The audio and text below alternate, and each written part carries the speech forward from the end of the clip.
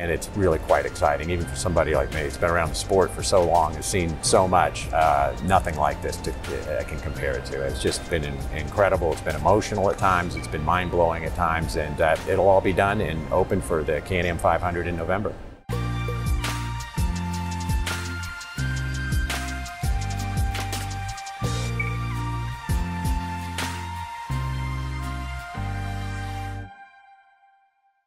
Hey there, ALSD. Here now with Brian Sperber, fresh off of his renovation panel here at ALSD 2018. Had a few additional questions, add some additional context to a really spectacular panel.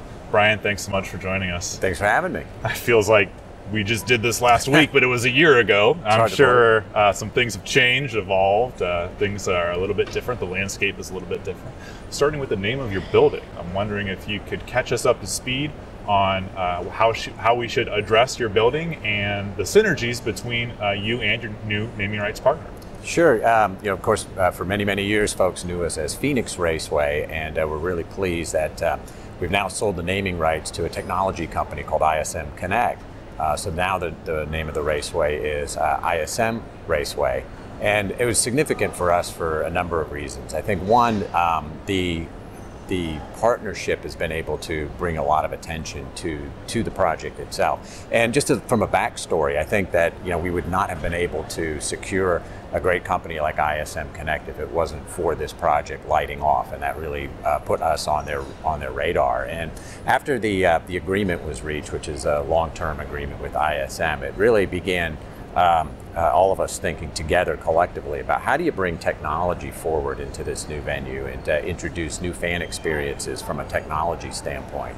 And we know that we're building a really great bricks and mortar environment, whether it's the new seats or this Infield project, which I think will be spectacular. All of that is really on point. But could you complement that with leading edge technology, and having a company that's in the tech space like ISM will really help us create what I'm calling kind of the 360 fan experience, where it's a digital experience that complement really great bricks and mortar. So couldn't be happier about the partnership that we have with ISM Connect, and I think the beneficiary of that is really going to be the fans, who will be treated to something unique and new. And last year we spoke about a number of exciting components to this project, whether it be grandstand modifications, changes to the track itself, as well as some really unique things happening in the infield space. I'm wondering if, starting with the infield space, can you catch us up to speed on the progress of those components? What has been finished to date, and what are you driving towards, no pun intended, driving towards the race in November, I believe? Correct, yes. Yeah, the whole project will be completed in time for the November Can-Am 500, which is the semifinal in NASCAR's playoff.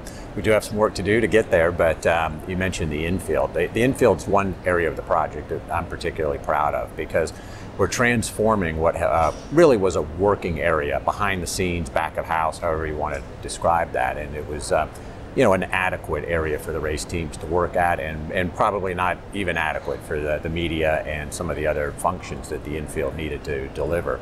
Now I'm really pleased to share with you, Jared, I mean, we are in the process of completely transforming that infield into not only being able to address the working environment in a much more elevated way for race teams and for media, etc., but we've also created an entertainment area for race fans.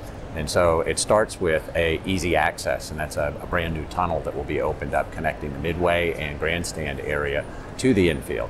Once fans arrive in that infield, the first thing they're going to notice is they're not entering a working garage. It's going to look and feel aesthetically like an entertainment zone. They'll see bars, they'll see restaurants, there'll be lots of color, but there's certain elements of that infield which I think are going to be really spectacular. First, the fans will be able to see NASCAR inspection. So as the cars are going through, they're going to be able to see the officials taking them through tech. They'll be able to go and see the red carpet as the drivers and celebrities that are attending the events are making their way to the pre-race drivers meeting. But I think the two cornerstones of the infield will really be, one, the NASCAR Garage. That's been our locker room. It's always been off limits to race fans, unless you're part of a team or an official. And what we asked our design team to do is to figure out, is there a way that we could be able to have race fans enter that garage area? And I'm pleased to share with you and the audience that we've been able to crack that code. And so we've created a way for the working garage to still be able to do all the functions that it needs to do in the environment that they need to be able to do that in. But the other side of the garage area quite literally will open up to this new infield fan zone. So race fans will be able to literally walk into the Monster Energy Cup garage. They'll be able to see the teams working on the race cars as they've been nosed in, hoods are up. Be able to interact with the race teams, take selfies, whatever you want to do, but they will literally be in our version of the locker room.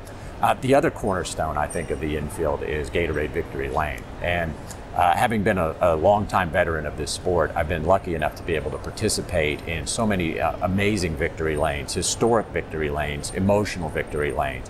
And it's always bothered me deep down that the race fans have not been able to have that same experience. And so we again asked our design team, is there a way that we can still be consistent in what we need to deliver to the industry and the media in terms of victory lane, but create a way for race fans to come in and share the excitement. And we've been able to do that. And I'm over the moon. I'm so thrilled because I think for the first time, race fans will be able to feel what it's like to be in victory lane, and they'll only be able to do that at ISM Raceway. So can't wait. Well, we share that excitement with you. There's a reason why we wanted to bring you back this year, is because this is a really exciting project, not just for motorsports, but across sports and entertainment. So look forward to seeing that just here in a few months. Yeah. Was there anything that was completed by the spring race that we should talk about? Yeah, so as this project's been underway now for a year and a half physically in terms of construction, and the pre-process was obviously longer than that. But different elements of the project have been able to come online, and we've had to work around events, with the "Pardon Our Dust" signage and kind of cordoning off certain areas that were under construction. But yeah, we've had several of the elements come online, and I think the one for me that was really exciting was really two areas. One was what's now the Dos Equis Curve Club, which is a really high-end club for about 300 guests. And we're here at ALSD talking about luxury suites. So I want to make sure that we mention that.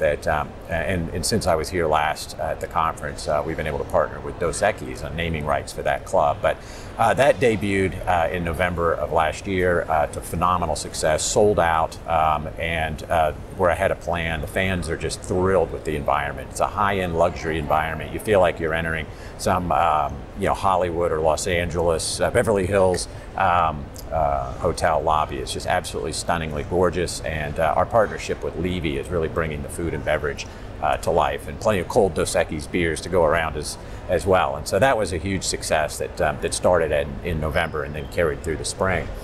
When we got to the spring race, Ticket Guardian 500, the new trackside bar and grill and the wheelhouse opened up. The wheelhouse is a premium ticket for race fans to add on to their grandstand seat, and it's a hospitality environment with food and beverage and restrooms, and it's all air conditioned. We've got garage doors on this venue which can open up when the weather's great to allow fans to go out into a patio environment with couches and tables, and really be able to feel like they're part of the Midway experience, but yet still have that exclusive feel of being in the wheelhouse and in the Roll Bar Club itself. Hugely successful, and it was nice to see the fans being able to migrate them out of a temporary tented environment, which was not particularly comfortable, into a beautiful permanent facility that is climate controlled, permanent restrooms. Those are important, and so that went over just tremendously successfully with the race fans. And also the new trackside bar and grill, and that was replacing a very old venue that we had that needed to be replaced. But it was a fan favorite in that it was a nighttime entertainment area that folks that were camping on our property would always love to go to. And that place is always jumping into the wee hours when I've long gone to bed and all the old folks are asleep.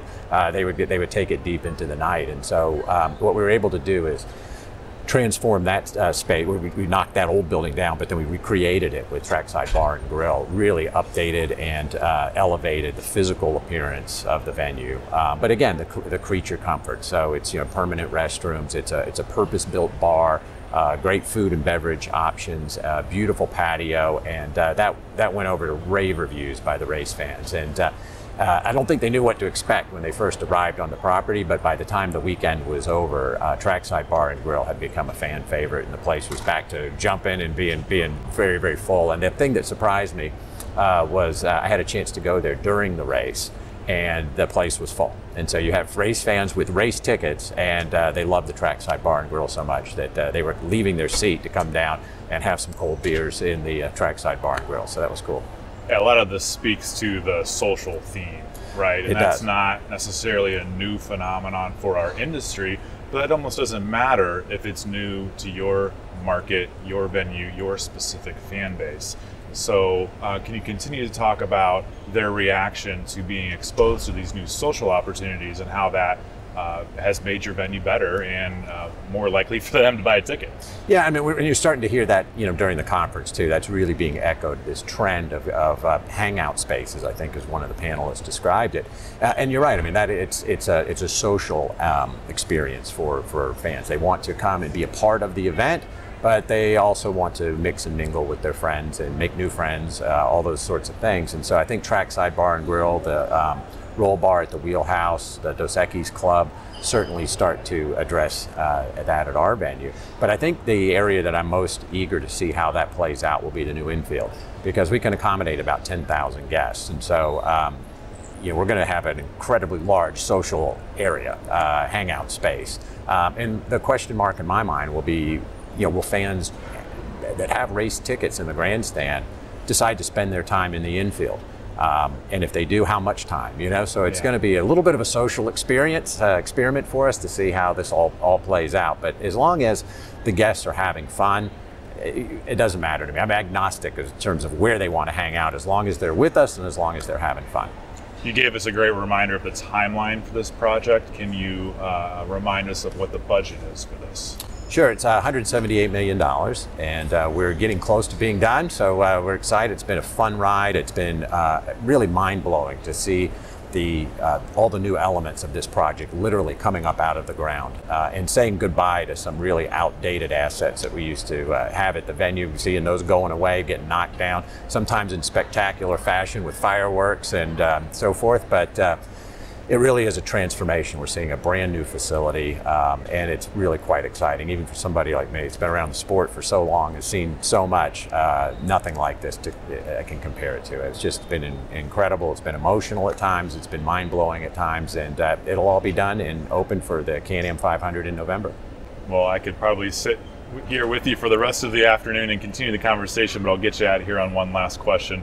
This isn't just about racing. You've really create a multi-purpose facility for yourself, which will probably help pay back some of that money recently spent. So can you tell us some of the events that you're targeting and maybe some that you've even held already that you've got on your calendar and look forward to adding in future weeks and years? Sure. I mean, if you look at where we're located and the acreage that we have, we're really uniquely positioned in a market that's very desirable for a lot of events and corporate media partners, et cetera.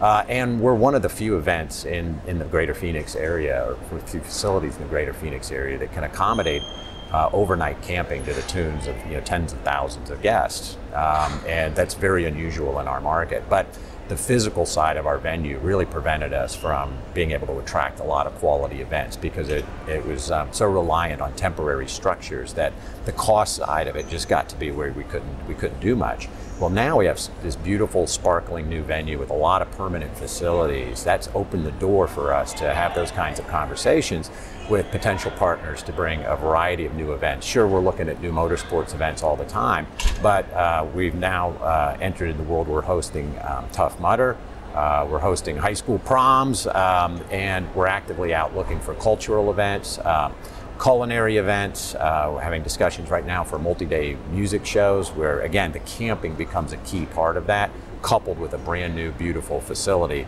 We finally now can put it all together and have these kinds of conversations. So I think our calendar is going to look really different in the coming years. Now, are you a chaperone for these proms? I can't take that responsibility. Well, I'm not sure that's the best place to end the conversation, but on a comic note, but yes, just to plagiarize your term, because it is perfect, this is not a renovation, it's a transformation. And we really appreciate you spending some time with us and sharing your story. Absolutely. Thanks for having me. Thank you, Brian.